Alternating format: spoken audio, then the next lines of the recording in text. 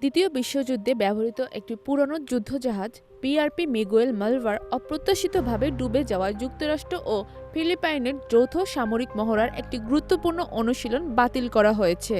প্রায় ৮০ বছরের পুরনো এই জাহাজটি বালিকাতান নামে ৩ সপ্তাহব্যাপী মহড়ার একটি টার্গেট জাহাজ হিসাবে ব্যবহারের কথা ছিল, কিন্তু মহড়ার আনুষ্ঠানিক শুরুর আগেই এটি ফিলিপাইনের পশ্চিম উপকূলের সমুদ্রে ডুবে যায়।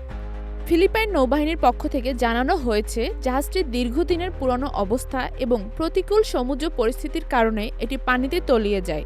নৌবাহিনীর মুখপাত্র জানান জাহাজটির অভ্যন্তরে দ্রুত পানি ঢুকে যায়, যা শেষ পর্যন্ত এর ডুবে যাওয়ার কারণ হয়ে দাঁড়ায়।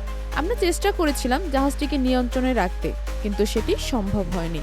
বিআরপি মিগুয়েল মালভার শুধু একটি যুদ্ধজাহাজই ছিল না, এটি ফিলিপাইন নৌবাহিনীর ইতিহাসে একটি গুরুত্বপূর্ণ অংশ হিসেবে বিবেচিত হতো।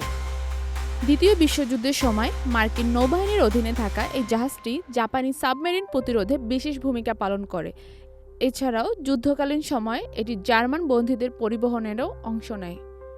যুদ্ধের পর ১৯৬৬ সালে জাহাজটি মার্কিন যুক্তরাষ্ট্র থেকে ভিয়েতনামের কাছে হস্তান্তর করা হয়। পরবর্তীতে ১৯৭৫ সালে সাইগনের পতনের পরে এটি ফিলিপাইনের দখলে আসে এবং পরে সংস্কার করে ফিলিপাইন নৌবাহিনীতে অন্তর্ভুক্ত করা হয়। দীর্ঘদিন ধরে এটি প্রশিক্ষণ ও প্রতিরক্ষা কাজে ব্যবহার হয়ে আসছিল। জাহাজটির এই পরিণতির ফলে বালিকাতান মহড়ার একটি গুরুত্বপূর্ণ অনুশীলন বাতিল করতে হয়। এই যৌথ সামরিক মহড়াটি যুক্তরাষ্ট্র ও ফিলিপাইনের সামরিক অংশীদারিত্বের অন্যতম প্রতীক। মূলত দক্ষিণ চীন সাগরে চীনের আগ্রাসী অবস্থানের বিপরীতে যৌথ প্রস্তুতির অংশ হিসাবে এই মহড়ার আয়োজন করা হয়েছে। চলতি বছরে মহড়ায় প্রায় ১৭০০ মার্কিন ও ফিলিপিনো সেনা অংশ নিচ্ছিল, যেখানে জল, স্থল ও আকাশপথে বিভিন্ন যৌথ অনুশীলন পরিচালিত হচ্ছে।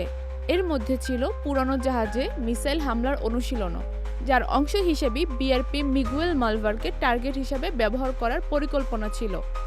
এই ঘটনার পরে অনেক সাব নৌসেনা, সামরিক বিশ্লেষক ও ইতিহাসবিদ দুঃখ প্রকাশ করেছেন।